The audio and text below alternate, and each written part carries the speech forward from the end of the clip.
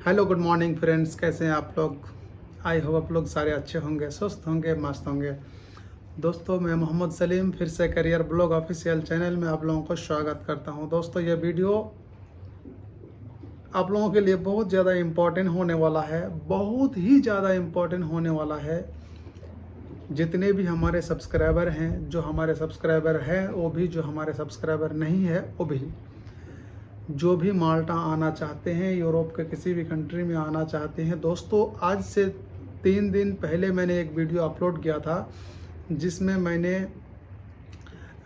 Important news for माल्टा पे एक video डाला था कि अभी माल्टा ने कुछ रूल्स रेगुलेशन जो है चेंज कर दिया गया है और इसमें जो है कुछ नए डॉक्यूमेंट जो है मांगा गया है। तो इसके रिगार्डिंग मैंने वीडियो बनाया था। तो उसमें बहुत सारे लोगों का कमेंट ये आया कि सर, अगर हम इंडिया से अप्लाई करते हैं तो हमको ये आयल टेस्ट देना पड़ेगा, अगर हम ये दुबई से करते हैं या सऊदी से करते हैं या ओमान से करते हैं तो इसका क्या रीज़न है, इसको क्या क्या डॉक्यूमेंट चाहिए, क्या उसका सेम प्रोसीजर रहेगा या फिर अलग अलग डॉक्यूमेंट चाहिए। तो दोस्तों, चलिए हम विस्तार से इसी चीज़ पे आज बात करेंगे। सिर्फ बात ही नहीं बल्कि लाइव गूगल में जाएंगे, उसका चेकलिस्ट निकालेंगे और पूरा आपको पढ़ के सुनाएंगे। तो सबसे पहले हम इंडिया वाले के लिए बता देते हैं कि जितने भी इंडिया वाले हैं जो इंडिया से जो है इंडिया के बीएफएस में जो है डॉक्यूमेंट सबमिट करना चाहते हैं, उसके लिए आयल टेस्ट देना बिल्कुल ज़रूरी है, आपको मस्ट है, देना ही पड़ेगा।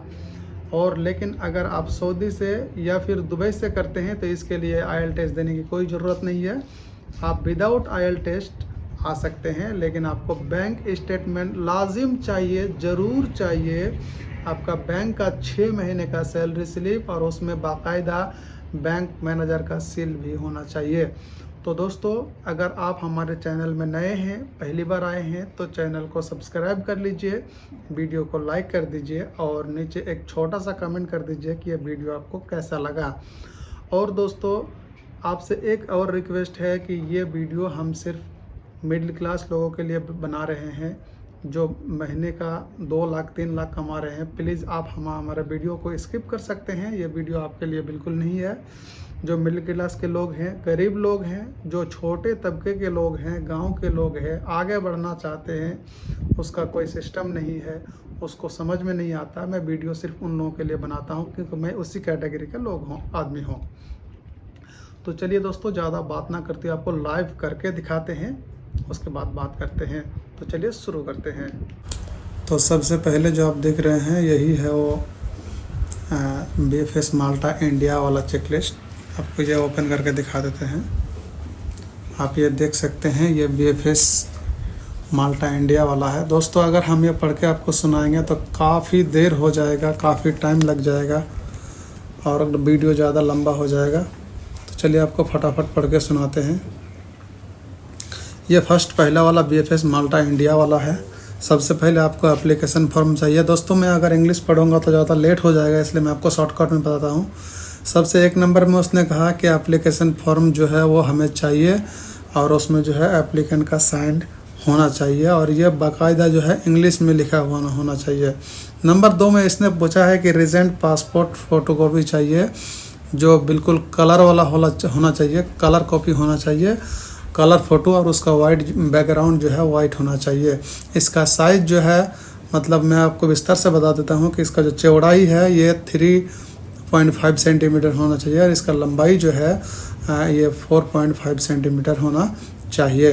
नंबर 3 में चलते हैं कि ये ट्रैवल डॉक्यूमेंट यानी ये पासपोर्ट का बात बोल रहा है। इसने कहा है, ये भी सी इसने डाला है, तो इसने ये में इसने कहा है कि वैलिड जब आप बीएफएस में डॉक्यूमेंट सबमिट करेंगे उस टाइम से लेके इसमें मिनिमम 3 महीने का वैलिड होना चाहिए। तो दोस्तों, सबको पता है, आपको भी पता है, हमें भी पता है कि 3 महीने का वैलिड अगर नहीं होगा तो इसमें आपका जो है वीज़ा स्टाम्प नहीं होगा। हम आपको सजेस्ट करेंगे कि इसमें 3 महीने नहीं बल्कि मिनिमम 5 से 6 महीने का वैलिड इसमें ज़रूर होना चाहिए। उसके बाद इसने बी में कहा है कि 10 साल से ज़्यादा पासपोर्ट का वैलिडिटी नहीं होना चाहिए, नहीं तो ये एक्सेप्ट नहीं करेगा। तो ये इसको हम स्किप करते हैं क्योंकि हर पासपोर्ट में जो है हर कंट्री में 10 साल ही वैलिडिटी होता है। उसके बाद नंबर 4 में चलते हैं। इसने कहा कि ओवरसीज ट्रैवल मेडिकल इंश्योरेंस। इसने कहा है, मैं आपको शॉर्टकट में पढ़ के सुनाता हूँ कि overseas travel medical insurance valid for the Schengen countries. The insurance must cover the applicant for the last 30,000 euro. इसने कहा है कि जब आप जो है ट्रैवल इंश्योरेंस लेंगे तो इसमें मिनिमम 30,000 यूरो का कवर होना चाहिए। 30,000 यूरो का इसमें कवर होना चाहिए और इसमें जो है ड्यूरेशन जो है 91 डेज का मिनिमम ज़रूर होना चाहिए। नंबर 5 में चलते हैं। इसने कहा कि कंफर्म ट्रैवल आइटनरी, अगर आप चाहते हैं तो इसमें वीज़ा एप्लीकेशन करते हैं तो उस टाइम आपको जो है confirm travel itinerary travel ticket जो है फ्लाइट का रिजर्वेशन टिकट दिखाना होगा। नंबर 6 में इसने कहा invitation letter from the employer starting professional status of the application and details of work carry out in Malta. The letter must be signed by the authorized person whose name or designation must be stated. इसने कहा है कि आपका जो employer होगा उसका नाम, address, mobile number सब कुछ इसमें मेंशन होगा। बाकायदा आपका नाम भी इसमें होगा और आप किस पोजीशन के लिए जाना चाहते हैं ये भी उसमें होगा और आपका जो है सैलरी वगैरह सब कुछ इसमें मेंशन होगा। नंबर 7 में चलते हैं। करिकुलम बेटा आपका CV जो है इसमें चाहिए। नंबर 8 में चलते हैं। CV जो है नंबर 7 में आपको बताते हैं कि CV जो है साइन कर दीजिएगा। और नंबर 8 में चलते हैं कि sign reference letter from the past employer. इसने कहा है कि आप जो भी कंपनी में आपने पहले काम किया है एक नॉर्मल सा लेटर बनाइएगा, किसी भी कंप्यूटर के दुकान से बनवा लीजिएगा या किसी ट्रैवल एजेंसी से। उसमें ये लिखा रहेगा, आपका पहला कंपनी का पूरा डिटेल्स रहेगा, उसमें आपने किस पोजीशन में काम किया है, कितने साल काम किया, वो पूरा डिटेल्स लिखा रहेगा। और एक उसमें सिस्टम लिखा हुआ रहेगा कि आपका जो एम्प्लॉयर का नाम रहेगा वो उसमें पूरा डिटेल्स लिखा हुआ रहेगा कि हाँ इसके पास हमने इतना दिन काम किया, अब मैं यहाँ पे से माल्टा जा रहा हूँ, इसमें मेरा एम्प्लॉयर का जो है करंट एम्प्लॉयर का जो है कोई एतराज़ नहीं है बोल के लिखा हुआ रहेगा। उसमें जो है आपका जो पास्ट एम्प्लॉयर है जिससे आप काम कर रहे थे उसका बाकायदा साइन होना चाहिए। नंबर 9 दोस्तों यही है सबसे बड़ी अपडेट, आप देख सकते हैं ये नंबर 9 इसमें है सबसे बड़ी update. Original bank statement showing Mobin in the last 6 month. दोस्तों इसने कह दिया है कि आपका बैंक स्टेटमेंट जो है वो ये ओरिजिनल जो है होना चाहिए और ये जो है कम से कम लास्ट 6 महीने का सैलरी स्लिप होना चाहिए। बाकायदा इसमें बैंक की तरफ से यानी मैनेजर का स्टाम्प भी होना चाहिए, नहीं तो ये वैलिड नहीं रहेगा। दोस्तों इससे पहले मैं वीडियो बताया था कि क्या क्या डॉक्यूमेंट लगेगा, मैंने विस्तार से बताया था। सिर्फ 2 डॉक्यूमेंट बताया था कि हाँ मैंने ये 2 चीज़ जो है बैंक स्टेटमेंट और सैलरी स्लिप जो है अभी लगेगा, लेकिन मैं पूरा डॉक्यूमेंट को विस्तार से नहीं बताया था, इसलिए मैं दोबारा मैं विस्तार से बता रहा हूँ। नंबर 10 में चलते हैं कि sign employment contract certified true copy of the Maltese publish notary. जो एम्प्लॉयर की तरफ से आपको कॉन्ट्रैक्ट लेटर मिलता है आप उसको बोलिए कि आप माल्टेज पब्लिश से नोटरी करके दीजिए। 11 number approval in principle letter, आपका जो अप्रूवल इन प्रिंसिपल लेटर है वो आपका चाहिए। 12 नंबर में चलते हैं दोस्तों, इसमें कहा कि profession of skill qualification if employment so request an IELTS test level 3 proof of board membership for liberal profession of letter from. इसने कहा है कि अगर आप कोई भी प्रोफेशनल काम के लिए जाना चाहते हैं जो स्किल्ड वर्कर है तो उसके लिए IELTS टेस्ट ज़रूरी है और बैंक स्टेटमेंट तो आपको चाहिए ही चाहिए। तो बहुत सारे तो भाई हमारे ये पूछते हैं कि सर जो बैंक स्टेटमेंट है ना IELTS टेस्ट और स्किल्ड वर्कर जो है किससे कहते हैं। दोस्तों स्किल्ड वर्कर जिस तरह प्लम्बिंग हो गया, इलेक्ट्रिशियन हो गया, सिविल इंजीनियर हो गया, अकाउंटेंट हो गया, यानी वो सारे काम जिस काम में आपका जो है 100 में 100% जो है आपका एक्सपीरियंस हो और यहाँ उसमें बाकायदा आपका एक्सपीरियंस लेटर भी हो और आप उसमें काम कर पहले भी काम कर चुके हैं और आके उसमें काम करना चाहते हैं, जो एक वैलिड पोजीशन हो उसे स्किल्ड वर्कर कहते हैं।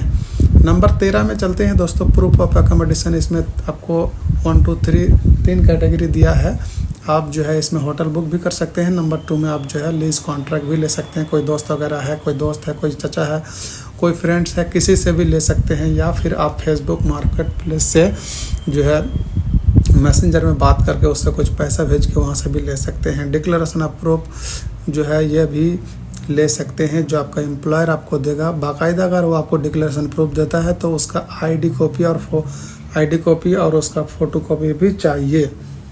उसके बाद नंबर 14 में चलते हैं दोस्तों, original and photo copy of passport bio page only. दोस्तों इसमें थोड़ा सा चेंजेस आया है कि पहले जो लगता था वो पासपोर्ट का बायो पेज भी लगता था और शुरू से एंड तक पूरा पेज का कॉपी भी, मतलब चाहे आपका कॉपी ब्लैंड हो, खाली हो या उसमें पूरा भरा हो, इससे कोई मतलब नहीं, लेकिन पूरा पेज चाहिए था। लेकिन अभी इसने कहा सिर्फ बायो पेज चाहिए। और नंबर 15 में जो है आधार कार्ड। तो दोस्तों आशा करता हूँ कि आपको समझ में आया होगा। जिस तरह मैंने बिस्तर से आपको खोल के बताया है, इस तरह आपको पूरा डॉक्यूमेंट का तैयारी कर लेना है। दोस्तों ये तो रहा BFS माल्टा इंडिया का चेकलिस्ट। अगर कोई इंडिया BFS में अप्लाई करना चाहते हैं तो, अगर कोई दुबई में करना चाहते हैं तो उसके लिए दिखा देते हैं। हम अब पढ़ के नहीं सुनाएंगे दोस्तों, अगर पढ़ के सुनाएंगे तो काफ़ी टाइम लग जाएगा। नंबर 2 लिंक ओपन कर लेते हैं दोस्तों। ये रहा BFS माल्टा दुबई वाला, देख सकते हैं ये BFS माल्टा दुबई है। तो ये आप हम नहीं पढ़ते हैं दोस्तों, अगर पढ़ेंगे तो वीडियो बहुत ज़्यादा लंबा हो जाएगा।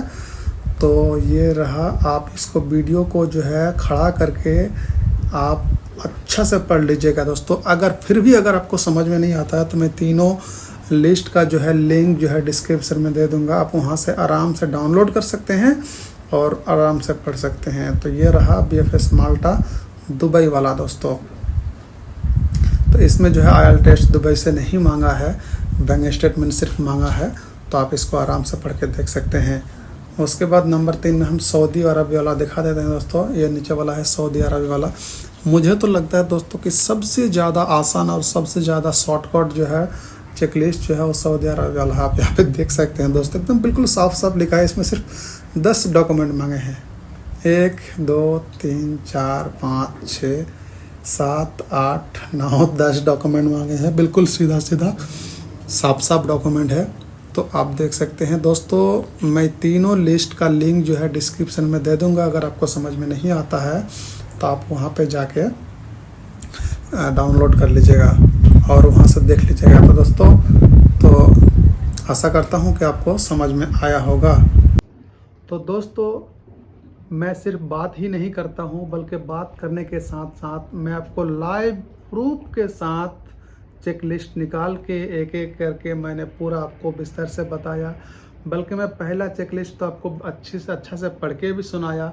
इस तरह अगर तीनों चेकलिस्ट मैं आपको पढ़ के सुनाता तो वीडियो जो है 20 से 25 मिनट चले जाता। और इतना लंबा वीडियो जो है कोई देखना नहीं चाहता है, किसी के पास उतना टाइम नहीं होता है, इसलिए मैंने एक ही चेकलिस्ट पढ़ा है। तो दोस्तों आप वीडियो को रुक के स्किप करके जो है अच्छा से पढ़ लीजिएगा। उसके बावजूद अगर आपको समझ में नहीं आता है तो कोई दिक्कत नहीं है, मैं तीनों चेकलिस्ट का लिंक जो है मैं इसी वीडियो के डिस्क्रिप्शन में डाल दूंगा। आप वहां से जो है चेकलिस्ट को डाउनलोड कर सकते हैं, अपने व्हाट्सएप में सेव कर सकते हैं, अपने फ़ोन में सेव कर सकते हैं और आराम से आप पढ़ सकते हैं। तो ये वीडियो से आशा करता हूँ कि आपको कुछ ना कुछ फ़ायदा हुआ होगा। तो अगर वीडियो अच्छा लगे तो वीडियो को लाइक करके शेयर कीजिए और हमारे चैनल को सब्सक्राइब करके हमारे साथ जुड़े रहिए। फिर मिलते हैं एक नए वीडियो के साथ, एक नए इन्फॉर्मेशन के साथ। तब तक के लिए धन्यवाद। जय हिंद।